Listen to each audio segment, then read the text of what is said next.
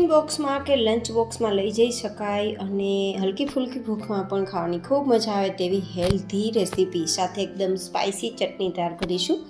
બ્રેડના ઉપયોગ વગર, તેલના ઉપયોગ વગર અને લીલા શાકભાજીના ઉપયોગ વગર એકદમ ફટાફટ અને ખૂબ જ ટેસ્ટી હેલ્ધી આજની આપણી નવી નાસ્તાની વેરાયટી રહેશે. બનાવવામાં પણ તમને ખૂબ મજા આવશે અને ખાવામાં પણ સારો ટેસ્ટ લાગશે. તો ચાલો આવી ટેસ્ટી હેલ્ધી રેસીપી બનાવવાની શરૂઆત કરીએ. તો સૌથી પહેલાં આપણે એક પેસ્ટ તૈયાર કરીશું. તો મિક્સર જાર લીધું છે અને તેમાં લગભગ 2-3 નંગ જેટલા મરચાંના ટુકડા કરી અને ઉમેરી દઈશું. સાથે 2 થી 3 ઇંચ જેટલા આદુના પણ ટુકડા ઉમેરી એક અધકચરી પેસ્ટ તૈયાર કરી લઈશું. તો હવે આ મિક્સરમાંથી આપણે પેસ્ટને બહાર કાઢી લઈશું અને સાઈડમાં રાખી દઈશું. અને હવે આ જ મિક્સર જારમાં આપણે ચટપટી ચટણી તૈયાર કરીશું. આપણી આજની વેરાયટી સાથે ખાવાની ખૂબ મજા આવે તેવી ચટણી. તો જેમના માટે આપણે લગભગ 3-4 ઇંચ જેટલા આદુના ટુકડા અને 7 થી 8 નંગ જેટલા મરચાંના ટુકડા ઉમેરી દઈશું. મરચાંમાં તમે વધઘટ કરી શકો છો. હવે આ ચટણીને એકદમ ટેસ્ટફુલ તૈયાર કરવા માટે મેં ગાંઠિયા લીધા છે. આ ચંપાકલી ગાંઠિયા છે અને 4-5 ચમચી જેટલા ગાંઠિયા છે. તમે કોઈ પણ ગાંઠિયા લઈ શકો છો અથવા દાળિયાની દાળ પણ લઈ શકો છો, ગાંઠિયા ઘરમાં ના હોય તો. હવે અહીંયા આપણે અડધી નાની ચમચી જેટલું નમક ઉમેરીશું. હવે આ મિક્સરનું આખું જાર ભરાઈ ગયું છે. તો બીજી સામગ્રી આમાં નહીં સમાય, તો આપણે 2-3 ચક્કર મિક્સરના લગાવી દઈએ, પછી ફરીથી આપણે આમાં બીજી સામગ્રીઓ ઉમેરીશું.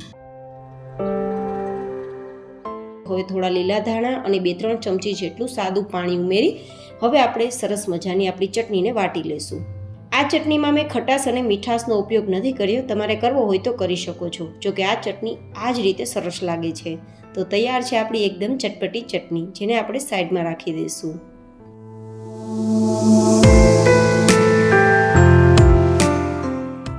હવે આપણે આજની નવી નાસ્તાની વેરાયટી શરૂ કરીશું. તો જેમના માટે મેં અહીંયા 500 ગ્રામ જેટલા ચોખાના પૌવા લીધા છે. આ પૌવામાં કચરો રહેલ હોવાથી આપણે તેને 3-4 વાર સાદા પાણીથી ધોઈ લેશું અને ધોયા બાદ પાણીમાં 5 મિનિટ માટે ડૂબોડીને રાખશું, જેથી સરસ મજાના પલળી જાય.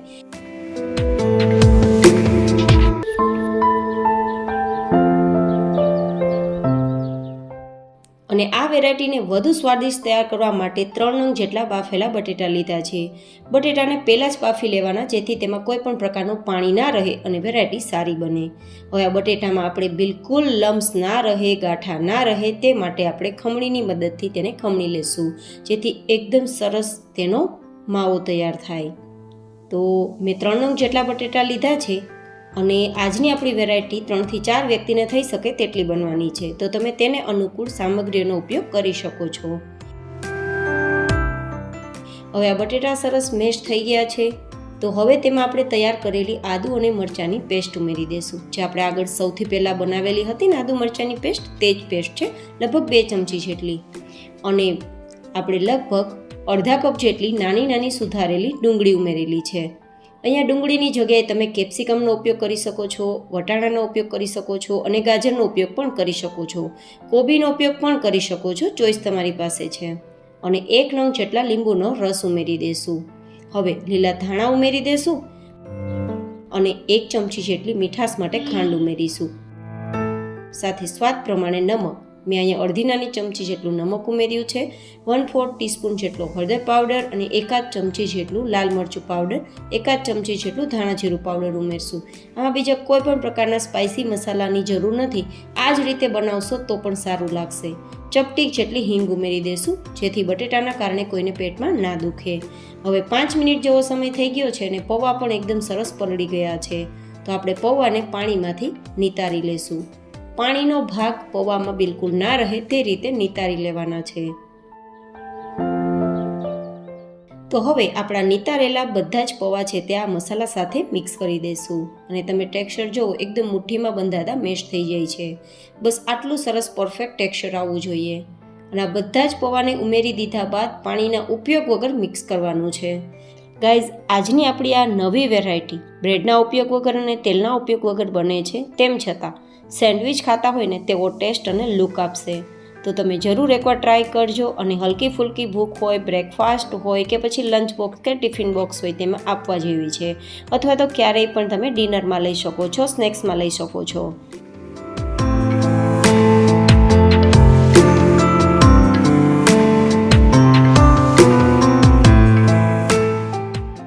આ રીતે આપણે પાણીના ઉપયોગ વગર બધું જ મિક્સ કરી દીધું છે. આટલું સરસ લોટ જેવું બંધાઈ જવું જોઈએ, વધારે સોફ્ટ પણ નહીં અને વધારે હાર્ડ પણ નહીં.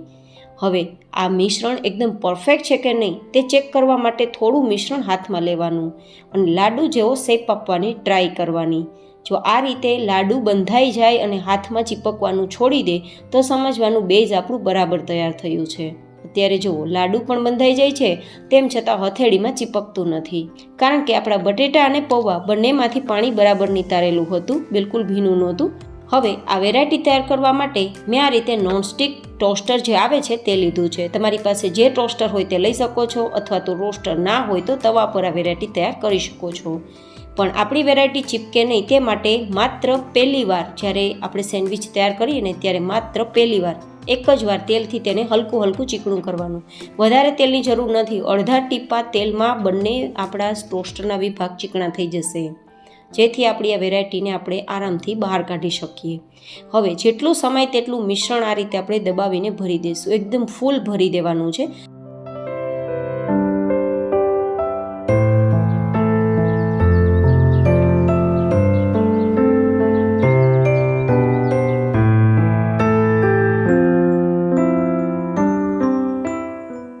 અને આ રીતે ચેક કરી લેવાનું, બંને વિભાગમાંથી બહાર ના નીકળે તેટલું ભરાઈ જાય પછી લોક કરી દેવાનું, પેક કરી દેવાનું અને પછી તેને આપણે ગેસ ફ્લેમ પર મૂકવાનું છે. સીધું ડિરેક્ટલી ગેસ ફ્લેમ પર મૂકવાથી આપણી આ સેન્ડવિચ ફટાફટ તૈયાર થશે, પણ અંદર સુધી કૂક થાય અને ઉપર બળે નહીં તે માટે ધીમા ગેસની ફ્લેમ પર આપણે આ રીતે શેકશું. માત્ર 3 મિનિટની અંદર નીચેની સરફેસ સરસ મજાની શેકાઈ જશે. તો મળીશું 3 મિનિટ બાદ.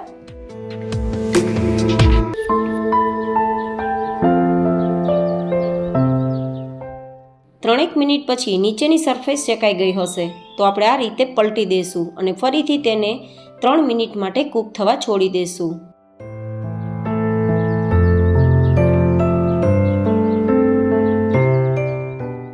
તો 3 મિનિટ પછી આપણે ગેસની ફ્લેમ બંધ કરી દઈશું. બંને સાઈડ 3-3 મિનિટ આપણે શેકાવા દીધું, તો કુલ ટોટલ 6 મિનિટમાં આપણી સેન્ડવિચ તૈયાર થઈ ગઈ છે. બંને સાઈડ એકદમ સરસ કલર પણ આવ્યો છે અને આરામથી આપણી સેન્ડવિચ બહાર પણ નીકળી જાય છે, બિલકુલ ચીપકતી પણ નથી. એવું જ લાગે છે કે જાણે બ્રેડમાંથી આ સેન્ડવિચ તૈયાર કરી હોય.